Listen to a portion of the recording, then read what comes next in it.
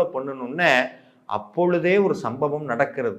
அந்த பையன் இடுப்புல தங்க அருணாக்குடி போட்டிருக்கிறான், தங்கத்துல ஒரு செயின் மாதிரி ஒரு விஷயமும் போட்டிருக்கிறான். அந்த பையன் வந்து நடக்க முடியாது, உட்கார வச்சிருக்கிறாங்க. ஒரு சின்ன பையன் வரான். வந்தவன் அவனுடைய அந்த தங்க சங்கிலியை பறித்து கொண்டு ஓடுறான்.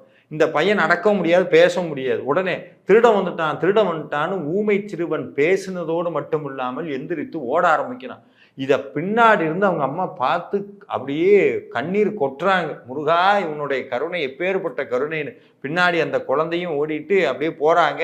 பழனிமலை அடிவாரத்திலே அந்த சங்கிலி கிடக்கிறது, பையனை காணோம். வந்தது யாரு? பழனிமலை ஆண்டவன். வர வச்சது யாரு? புதுக்கோட்டை தட்சிணாமூர்த்தி பிள்ளை அவர்கள். இந்த புதுக்கோட்டை தட்சிணாமூர்த்தி பிள்ளை அவர்களுடைய இறுதி காலம் மிக அற்புதமானது. தன்னுடைய குடும்பத்தினரிடம் சாமி சொன்னார், தாது வருடம் வைகாசி மாதம் 13ஆம் தேதி 6:30 மணிக்கு நான் இந்த வீட்டை விட்டு கிளம்பி விடுவேங்கிறார். சரியா